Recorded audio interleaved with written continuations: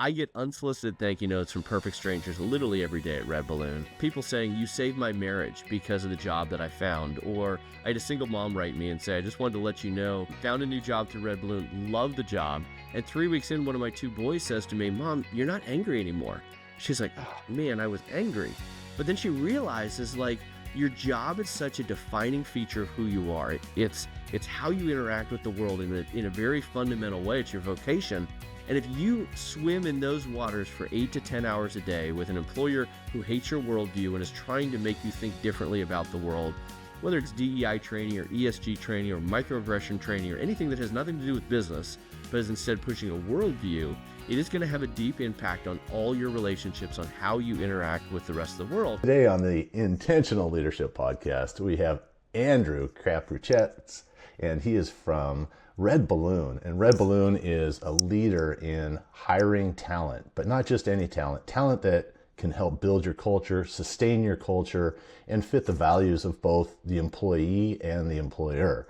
So today it's exciting. You're going to want to hear all about how you can do that for your own company. Welcome, Andrew.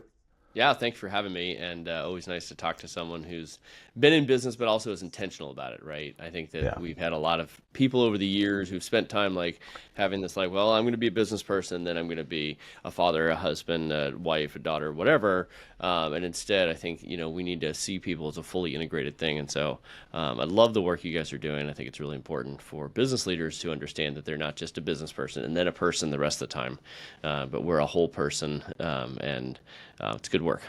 Oh, thank you. Yeah, no, it's really, when you live it, breathe it, and been there, done that, and not done it exactly the right way, it's easy to try and figure out how to help others to do that, and hopefully lead by example. So, with that, how did you get started in your business? Yeah, so I've been an entrepreneur for a long time. I grew up in the San Francisco Bay Area. My dad helped install the first computers at Stanford University. My grandfather invented the microwave oven at Litton Industries. So, we've kind of got this long lineage of tech in our family. I've got a bunch of uncles in the Mensa Society. I wasn't as smart as them, so I'll, try and be a business person, not just an engineer, but started in the Bay Area and learned how to code when I was 13 on a PDP-11, writing games for my younger brother. And so by the time I turned 16, I got my first job at a .com down in the San Francisco Bay Area. I got my driver's license, and I'm like, I want to work.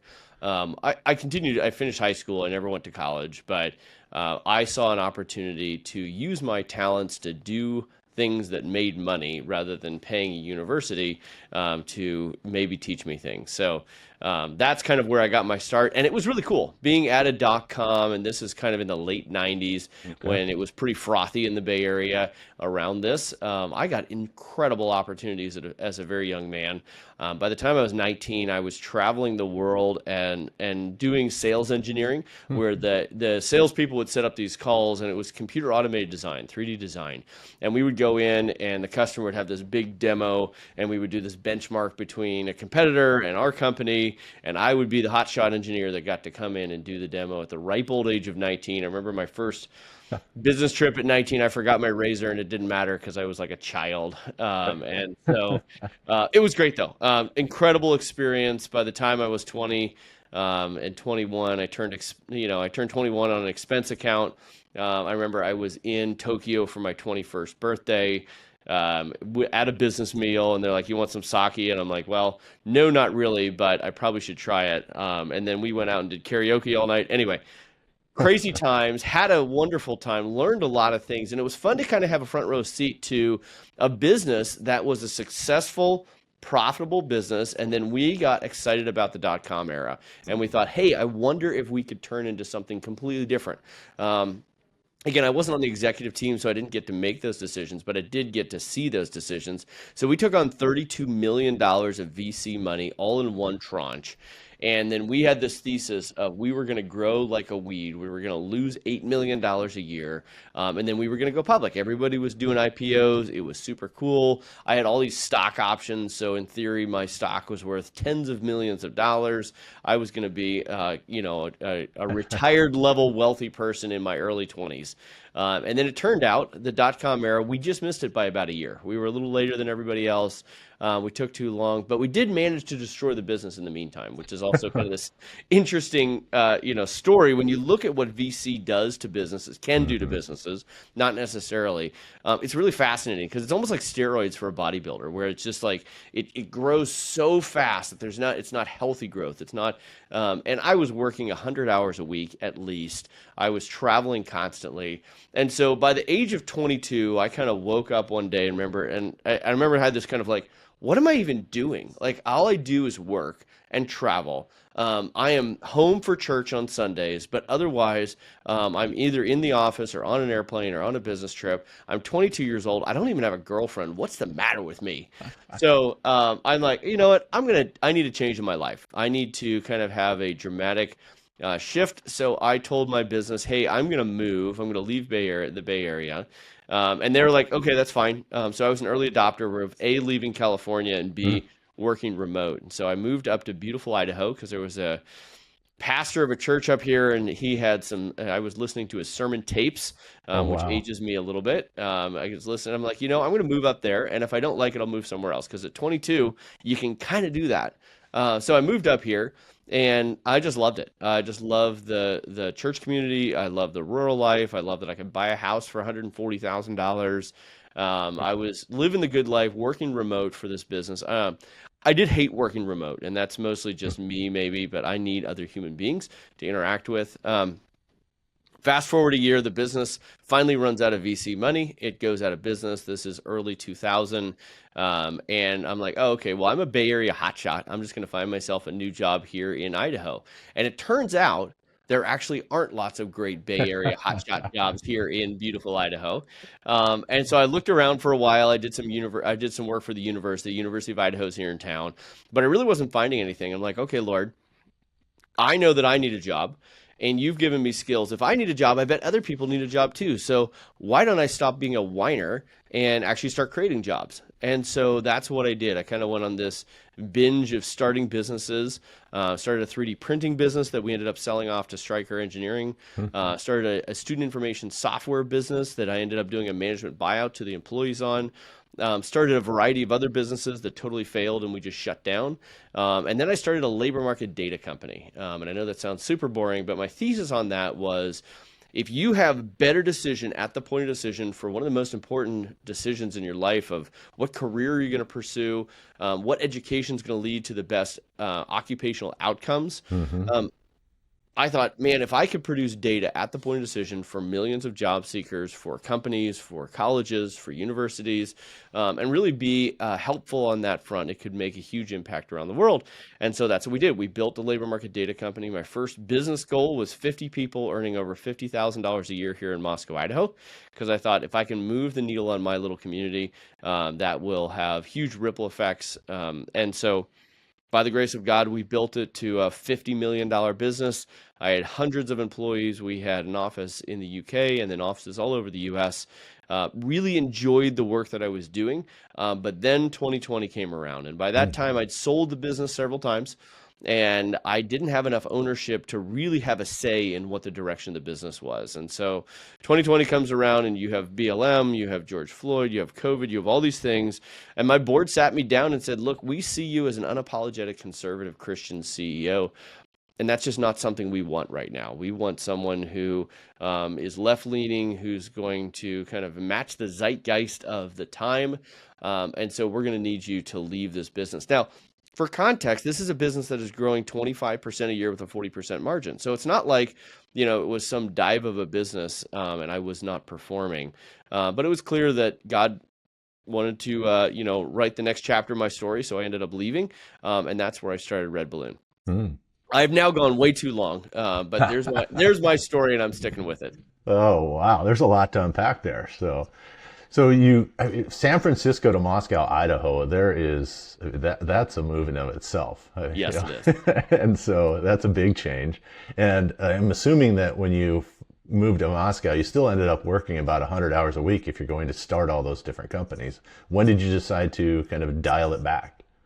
It's funny. I didn't end up working that much. Oh, I kind of had this conviction, after I kind of had my Bay Area burnout, as I like to mm, call it, yeah. that like, God's going to bless the hours that I have, and I think the vision was, look, um, Jesus says that the Sabbath was made for man, not man for the Sabbath. And if we are told to work hard for 6 days a week and then stop, that I need to listen to that. If the Bible says it, I need to obey it. Generally, that's a good rule for life. And if that's true, well, God can take 6 days and make them way more productive than 7 days if Hmm. I'm following his commandments in the Bible. Right. So that was kind of my conviction. And I got married when I was 26. And, some people would say that's late in life. I think it was perfect in life. Uh, but we decided that there are more important things than making millions and millions of dollars, and we are gonna, I'm gonna be home for dinner. Whereas we Hmm. raised kids, I'm gonna make sure that we are at sporting events, that we are at recitals, that we are part of their life, pouring into their life, because 50, 100 years from now, I'm gonna be dead. In fact, probably 50 years from now, I'm going to be dead. And if I get more business success, it's not going to matter that much. But if I build kids who are faithful, who are going to do way more than I could ever do, that is really the legacy that I want to leave. And I think that's what God has called us to. So, by the grace of God, I did not work 100 hours a week while starting all of these businesses. I really focused on how do I be efficient with my time? How do I be effective with my time and live the good life that God gave us? Like, still travel, still, I still play ice hockey with the City League, which is actually kind of my opportunity to meet people outside of our church community and, be salt and light in the world. So, it's been a real blessing. And I think that Bay Area burnout was kind of that wake up call for me. And I am very blessed that at 22, I kind of hit that moment. And I didn't wait till my 40s or 50s to do that. Most of us do that at the 40-year mark, right? We're Right. halfway through our life. We look at each other and go, wow, where are we? What have we done? What have we created? This monster. And Right. we have these kids and so it's really hard. I know for us, we're very intentional about dinner time as well. Yeah. And we had a hard stop, and this is because our kids made us, but it was because they're smarter than we are. We had a hard stop at 7 o'clock about talking about work. We were Yep. no longer to talk about it. Well, that just improved our conversations. It improved our sleep. Everything worked better. And Yes. then, of course, basically, Sunday was we just hung out, and Yeah.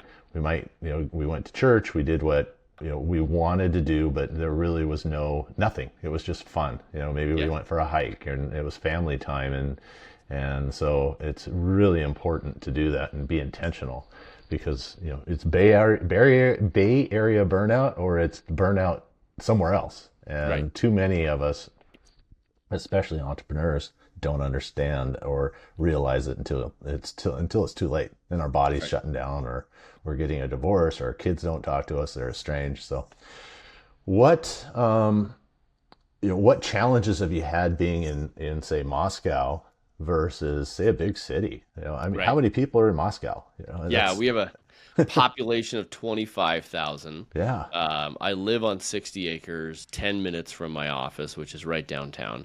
So that's a quality of life issue. Hmm. We can see 100 miles from our front porch. I got three big dogs. We have five kids now. And it is absolutely the good life. The Hmm. transition was really tough, I'll be honest, right? When you grow up in the San Francisco Bay Area, you run into people at a coffee shop over, a beer, over lunch or whatever, who've made $1 million, who've started a business, who know venture capital people, who know private equity people, who know access to capital and think about business all the time. We're here in Moscow, Idaho. We're a college town and we're a farming town.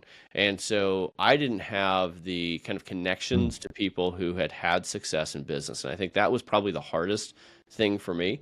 I did have a lot of very faithful Christian men and women in our church, which I was very grateful for. And that's really the impact that probably helped me make better decisions about time management, about raising kids, about having an intentional marriage. But I did miss those other pieces. And in fact, one of the businesses that I sold it to a private equity firm out of Palo Alto because I thought I want to still have the business wisdom that comes from people who are in that world, and I want an Hmm. opportunity to need to go down there on occasion, right? So I'm not opposed to travel and work and all those things. I just need to be intentional about how I use my time. And it was interesting, and I think connected to this, there's an interesting story, and I won't throw him under the bus too much, but one of the guys who was in private equity who bought the business, I was working with him, and he's like, man, you and your kids have a great relationship, and all my kids hate me. I wish that wasn't the case. I wish I had spent time with my kids.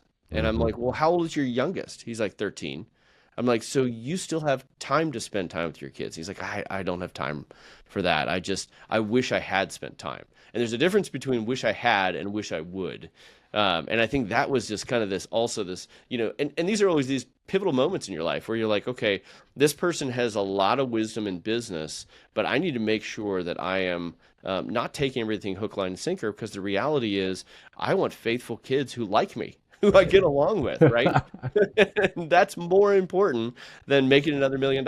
So, but it is really this, it's this, I hate to use the word pandemic in Hmm. business where people feel like to chase success means you need to save the whole world and lose your family in the meantime. And I don't think that's Hmm. the case.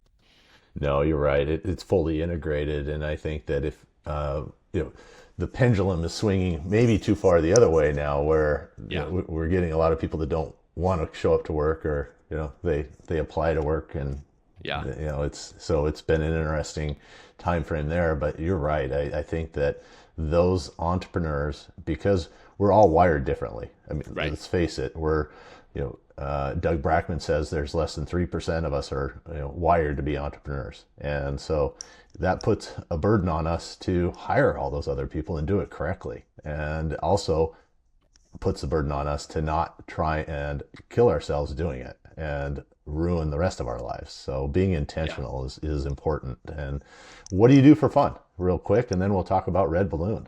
Yeah, I play some golf. I and mostly if I have a chance to, if my boys want to play with me. Although my oldest daughter is just finished her first year of college, and she told me that she wants to learn golf this summer. So I'm like, fantastic, we're gonna learn golf together. And so that's probably my biggest hobby. I mentioned I do play ice hockey in the city league. Which is a great way to stay in shape, and it's a reason to go work out and stay in shape Mm-hmm. because I've never liked running. I've never liked working out because I need to have a point. But if I'm staying in shape so I can win the hockey game, sure, no problem. That'll be fantastic. And so that was kind of a good moment for me. I have more consistently exercised and stayed in shape because I had a reason, I had a purpose, and that Mm-hmm. was to win hockey games. So that's what I do for fun. Although I think probably the biggest thing is watching kids sports. Mm. We love, if the kids are doing it, we love being there. We love being part of their lives. And in fact, I'm headed to Huntsville, Alabama tomorrow Oh, with wow. my son because he is very quick in track meets and got invited to a national event down there. And so he's like, hey, Dad, you want to go down and do this? I'm like, yeah, totally. So we're going to fly into Nashville. We're going to get a rental car. We're going to drive the 2 hours down to Huntsville. We're just going to spend a couple days hanging out. He's going to run an 800 on Friday, and he's going to run a mile on Saturday, and we're going to go to church with a friend's church in kind of the Nashville area on Sunday and fly home. And it's like, how could you ask for a better time than that to have 3, 4, very intentional days hanging out with your 17-year-old who's very busy, and all of a sudden I have this huge amount of time. And do I have time to take off work for that? No, not really. But am I going to anyway? Absolutely.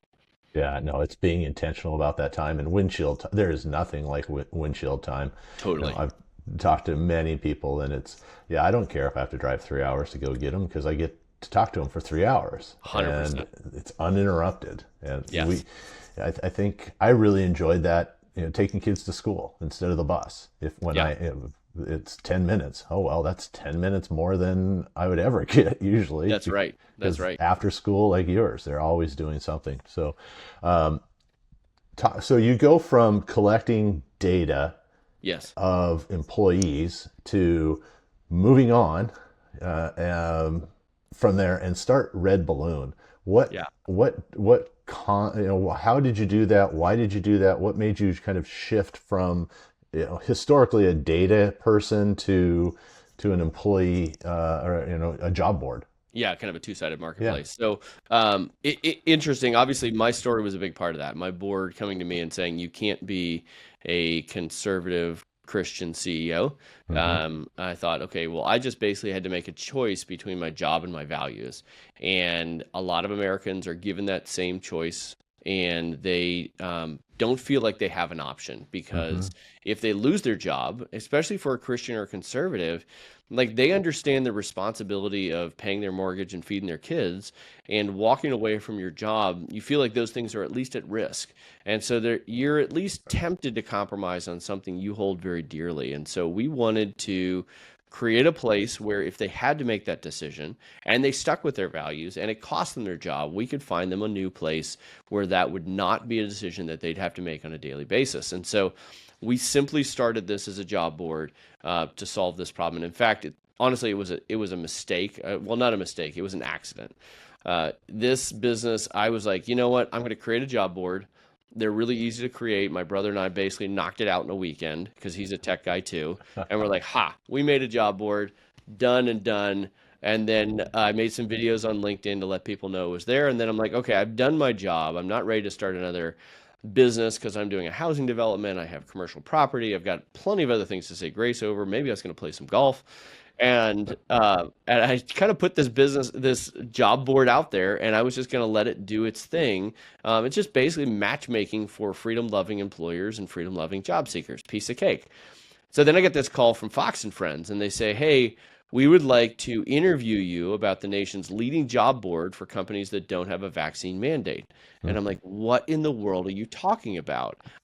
I just started this thing like 3 weeks ago. And they're like, no, you're the only one out there doing this. And my stance at that time was, look, you're an adult. If you want to get a COVID vaccine, knock yourself out. It's a free country. You should do what you think is the right thing, but you should talk to your doctor, not your HR department, about what you put in your body.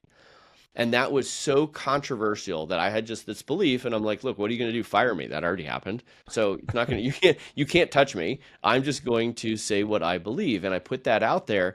Well, turns out because nobody else was saying that, RedBalloon exploded. So I'm on Fox and Friends.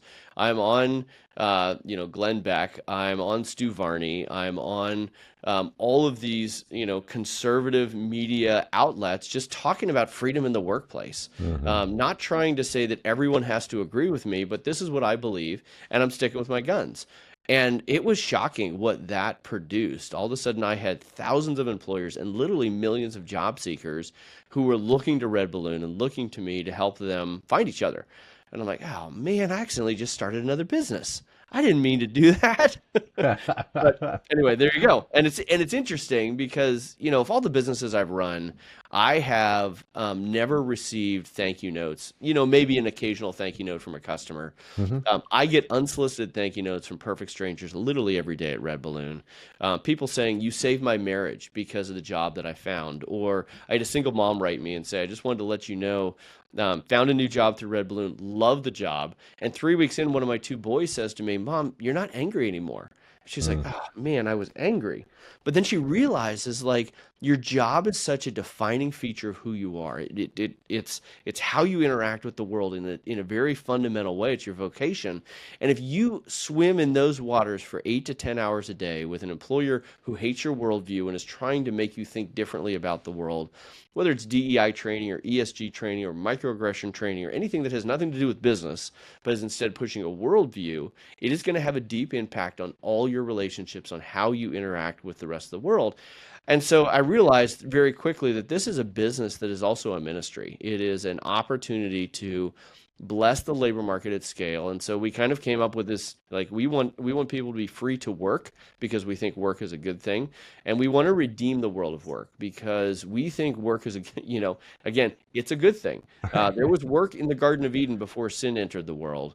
And it's not that work needs to be avoided. Work needs to be put in its right place, but it very much needs to be something that we lean into. And so we want to redeem the world of work. We want people to understand that showing up, working hard, blessing your employer, putting in the appropriate number of hours and crushing it is a good thing. And it's actually part of what makes us human beings. It actually builds dignity into human beings to do hard things and accomplish them. So anyway, So I'll get off my soapbox now, but redballoon.work, we are the nation's leading job board now for pro-freedom businesses. Um, we have a recruitment service where we will fill any position within your organization for $9,000, and that is a full recruitment process. We have filled CFO positions, engineer positions, executive assistant positions all over the map. And being able to do that at that price point, at this scale, has just been a deep blessing for a lot of employers. You know, when Hmm. Family Radio, you know, writes you a check and says, I cannot tell you what an answer to prayer red balloon is, or when National Religious Broadcaster says, you know, we just got a new CFO through your recruitment process and it was a delightful process. It also saved me $50,000 to be able to find a values aligned person and have the blessed assurance that they are not going to sue me. They're not going to be a traitor or a saboteur to my business, but instead they're going to build my culture. They're going to make it better and not tear it down. We've done this work for people like Tucker Carlson, for X.com, but also lots of construction companies and manufacturing companies. And just being able to be part of the story for those individuals.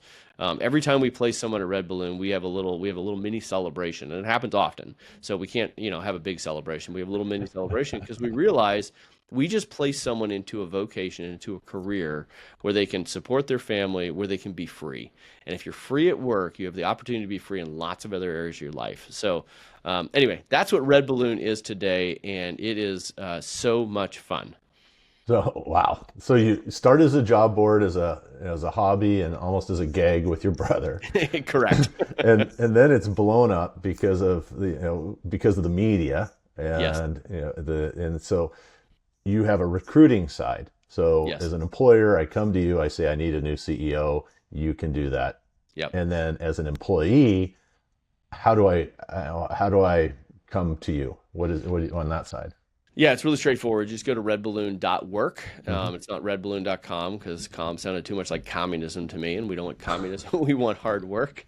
So redballoon.work, and everything is free for job seekers. Well, not everything is free. We do have a resume writing service, a cover letter writing service. We can help you with your LinkedIn profile to make sure it's dialed in. And in fact, we actually have a reverse recruiting option for job seekers. So if you are a professional and you're thinking, I would like to see a new job, I'd like an opportunity to go out and do something else in the world with a different business, but I don't have the time and energy or the emotional energy to go out and do the job search process. And you might be employed already or you might not be employed, but you'd like someone to be beating the bushes, finding the right opportunity, lining up interviews for you.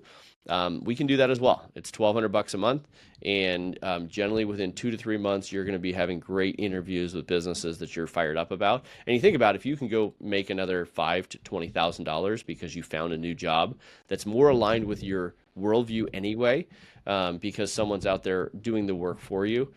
It's not a bad option. So everything's free except some of those really white glove Hmm. services for job seekers. There's a bunch of resources on there. You can fill out your profile and then employers start finding you. And again, back to some of the stories I've gotten of people saying, you saved my marriage. And they're like, I just filled out my job seeker profile in Red Balloon. 3 months later, someone reached out to me and said, hey, we saw your profile in Red Balloon. We'd really love to have a conversation. They ended up getting a job, and they're like, and it changed the trajectory of my family. And that's really meaningful and it's really satisfying for me. Yeah, that's great. So the employer comes, the talent comes, however that works, and then how, as a recruiting mechanism, are you kind of avoiding the big government and Big Brother coming in and you know putting trying to put their stamp on this, I Yeah, guess. absolutely. Well, and I mean, Graham, the worst stat I have is that 75% of employers in America have had a labor-based lawsuit in the last 5 years. Hmm. So over a 5-year period, 75% of all employers, and this is tens of millions of employers, have had a labor-based lawsuit. And a lot of that's in the hiring process. So if you don't hire very often, or even if you do, and you ask the wrong question in an interview and you give the impression that you are discriminating against a protected category, you could get yourself in real trouble that will cost you generally on average, that lawsuit's going to be $75,000. right? So you just Yep. need to plan on that's what the cost of making a mistake in the hiring process will be. And so what we do is we have a labor lawyer on staff, and she's extraordinary. We are training our team constantly on what you're allowed to ask. How do you get to the heart of a values-aligned employee without breaking any laws? Right. And so we have now, I think last year we filled 350 positions using our methodology to find values-aligned employees without breaking any laws and making sure that those businesses are building. It's interesting. We actually just had a construction company, and they were looking for an office manager, right? And you think, that's not that big a deal, but an office manager can have a huge impact on the culture of your business. And if you get the wrong person, that person can also really destroy your business. And so we brought them a couple different people. We're like, look, this person has a great resume, but we're going to tell you right now, we think that they're going to be a problem. We think that they are a complainer, they're a whiner, and we think you're going to have a problem even though their resume is literally perfect. This person over here doesn't have the perfect resume, but they're hungry. They have a great attitude, because we do the whole process. We do the interview, we do the vetting, everything. We're like, we highly recommend you hire this person. Anyway, 3 months later, they came back to us. They're like, this person has revolutionized our business as an office manager, because they're constantly looking for more things that they can do. How can I take that on to make your life better as an owner? How can I work extra hours? How can I push myself to make your business more successful? And they're like, we've never had an employee like this before. So anyway, just being part of that, and doing that whole thing for only $9,000 is pretty cool, because if you've ever done recruiting, if you've ever worked with a recruiter, and there's a lot of good recruiters out there. If you're listening, I'm sorry, I'm not trying to beat you up, but if you have a success fee on the back end of 20 to 40% of the first year salary for the person, you're only going to, as a recruiter, work on higher level, 6-figure positions, and B, you have now this perverse incentive where you are going to get a bigger check if you can convince the employer to get a more expensive person. And look, good people in recruiting, but incentives always win. And so that's why we're like, look, we're going to charge a flat fee for any position. We're going to make it an affordable fee for any position. It's half up front, it's half on delivery. And we are having so much fun doing this for employers, because being part of the story for the job seeker, being part of that story for employers, walking them through how do you think about hiring, how do you think about hiring well, and how do you really grow your business with the right people. If people are our most important asset, then daggone, we should put our time and effort into actually getting the right ones in the door. Right. No, for sure. I was a recruiter back in the day, right out of college, so I get it. Yeah. It's a daunting task, and some of the requirements some of these employers gave me, I was like, yeah, no. Yeah. And we've definitely turned down some jobs where people are like, hey, we need this. I'm like, you're asking for a purple unicorn that doesn't exist. So it's not going to work. Yeah, Yep. It's crazy. So do you have more employees or more employers currently seeking things, or where do you find the balance right now? Yeah. Right now we have between 100 and 150,000 unique visitors on the site every month. Most of those are job seekers. So I would say we probably have more job seekers than employers right now. Although we're doing, I think, recruiting for 53 positions concurrently right now. And again, we have a greater than 90% success rate on those recruiting positions. So it's a pretty good mix right now. I mean, I'm an entrepreneur, I'm a business person. I always want more employers who are paying money. Yeah. And so I'm always happy to work with more people, always happy to be flexible and figure out a way to do it. We also launched some hiring automation software this year, and that has been just really cool for some of our employers. One of our employers, Ammo Squared, implemented our software, and they built a talent network, which is effectively, think of it as like an email drip campaign for future employees of people who are interested in working for you someday, so that when, it's basically digging the well before you're thirsty, so that when you do need to hire, you already have a whole crowd, a whole database of super fans who've said, I'd like to work for you someday. And building that for some of these businesses is just really cool, because it allows them to think differently about hiring, think about their people differently, be more careful in their hiring process, and it is just super fun. Oh, that's great. And so how do you scale this? What's kind of a plan for scaling for this part-time side hustle job board? Yeah, yeah. So, yeah, exactly, right? So we now have about 35 employees, and we just because we're doing a lot of recruiting, we have an engineering team, we're building this out. I mean, I can't go into details, but we're Sure. looking to acquire another business right now to kind of bolt on in that job board space.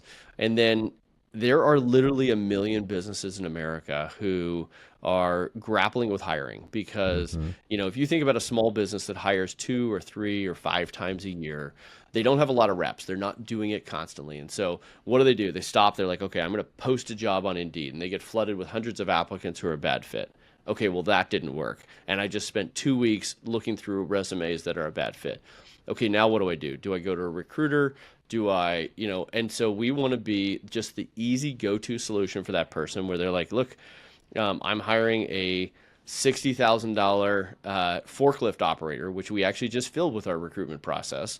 And it is worth $9,000 to make sure that that hiring process is just taken care of, and I don't have to think about it. And I have the blessed assurance of knowing that I'm going to hire someone who is a culture fit for my business and is going to have the skills necessary to do it. And so there's no reason that we can't help a million businesses hire well. And if we do that, think about the economic ripple effect. Think about the cultural impact of those businesses not having to worry about their employees suing them all the time, but instead focused on building their business. That's really where we want to go. We want to deliver great HR software because the HR tech world is pretty left leaning. And we want to focus on how do we bless employers at scale. And we want to go do it for a million employers. Why not? Hmm. Yeah, good for you. And how do you compete with those left-leaning and or big corporate kind of companies? I mean, Yeah. that's Well, they make it easy actually, which is nice. Indeed.com has canceled a lot of people over the last several years. I don't know if people know this, but if you described your business, and we had a construction company in Texas reach out and say, "Hey, we described our business, not even in the job posting, we described our business as freedom loving and God fearing." Pretty not too offensive. mm-hmm. And Indeed said, "You're canceled for life because you have broken our community standards." Like, what in the world? We're in America. Right. Like, like we're not in North Korea. What are you doing? So that makes it a lot easier. So we get a lot of those employers to come over because they actually want to get good people. They don't want to be drowned with candidates that are a bad fit, and they don't want to be canceled. They don't want to Mm-hmm. be kind of kicked out of the marketplace for employees. So that's a big one. The second one is this hiring automation software. There's a number of them out there, whether it's Greenhouse or Lever or Breezy HR or Jazz HR. All of them are about to celebrate Pride Month next month, and they're going to be pushing their worldview on all of their customers, which I think is funny, not good. And a lot of them, it's funny, the algorithms, a lot of people hate ATSs because the algorithms are actually designed to filter out people who the ATS thinks is not a good fit.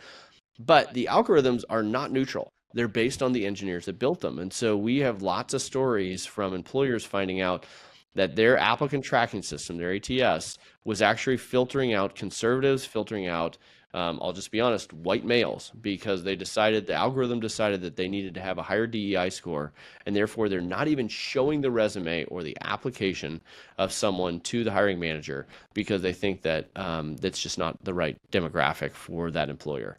Well, I mean, you do not want your software judging your worldview. I think that's absolutely ridiculous. And so the more they do that, the more that we're going to continue to succeed at RedBalloon and be just a deep blessing to a lot of these employers who want to hire based on merit, not based on the latest political correctness. Yeah, no, based on merit, I think just telling our kids that too. Hey, look, you didn't make the team because you're not as good as somebody else. Or That's right. if you want an A, go work for it. And Yes, you might not get it still. And that's right. yeah, no, I think that we've gone to everybody gets an award, And a a trophy. participation award, yeah, Yeah, or it's whatever. like, come on, Not healthy. that's no, that's it's good and bad, and hire the best person, and it Yes. doesn't matter, what that looks like. And so I think that it's interesting that an algorithm would decide that Yeah. for you instead of. We'll probably get the algorithm to shut us down on this video just for saying that. That's probably true. Yeah, and it's interesting. I talked to another person when you mentioned the 75,000. That's what the insurance companies have deemed, the quote appropriate amount Yep. for hiring issues. Whether somebody's on the job doing meth and not doing their job, and Right. they quit, you fire them, and then they sue you. They still get, that's just kind of the going rate It is the going rate. Yep. for anything right now, which is really, it's unfortunate. Um, so we've talked about government regulations. We've talked about the big companies. Finally, what is it that I missed? What is it you would like to add? I know that we're on a time frame. You're time crunch with Yeah. your next person that you're trying to go recruit to do some work with. That's right. The main thing I would point out to people is we have spent the last, I'd say, 4+ years either self-censoring or just it's so easy to worry about everything that's happening in the world right now. You see Mm, Ukraine, you see Taiwan, you see North Korea, you see Washington, D.C. for that matter, and you think, man, what can I do in my business? Why is it even important what I'm doing? Because I don't feel like I'm having an impact on any of these huge world events that are dominating the news every single day. But I would say what God has called us to is to be faithful where you are, chop the wood that's in front of you, raise your kids well, and use your business to bless other people. And so if you're a business owner, change your mindset. Like it's good to make money. I'm still a capitalist. I'm a big fan of capitalism and I want to make money, but I also want to bless people. I want to make every one of my employees and my customers better people because they interacted with me or they interacted with RedBalloon. And if I can accomplish that, then I'm making my little part of the world better. And if we all do that, then we don't need to worry about what's happening in these big news-driven world events. We can instead just be faithful where we are. So don't sit on your couch and wring your hands and watch Fox News. That's not going to solve any problems. Get up, go start a business, go hire someone. Obviously, come use RedBalloon, but use your time and your skills and your knowledge to bless other people. When you do that, you're going to have a satisfying life no matter what the news cycle is. And I think that's a message I would love every employer and every employee to hear is be faithful where you are, bless one the way you wish you would bless everyone. And if you do that, the world's going to be a better place and you don't need to worry about it. God is still in heaven. It's all going to be fine. yeah, no, that's beautiful. You're right. I think that the media wants that extreme Yes, they perspective, do. left or right, doesn't matter. Yes, And if we can make it antagonistic and everybody fight each other, then they can go do whatever they want to do. that's And if exactly it. just stay our course and do the right thing, be honorable, be, you know, faith-driven companies, making an impact, then Yeah. that will change the world. Yeah. And our mission of our mastermind is faith, family, and impact. Yes. And we're changing the world because we're changing it. We're having an impact, and we're not defining people's faith. You don't have to belong to some sort of or special organization. It is just the word faith, and Yes. you can decide how that looks. And and it's amazing the way we're able to change the world in that. So, and you're doing that in your part in a big way. So it's exciting. I love it. Love Yeah. to hear it. So, well, I know you've got to get going. I appreciate you. And this is Graham and Andrew on the Intentional Leadership Podcast. See you soon.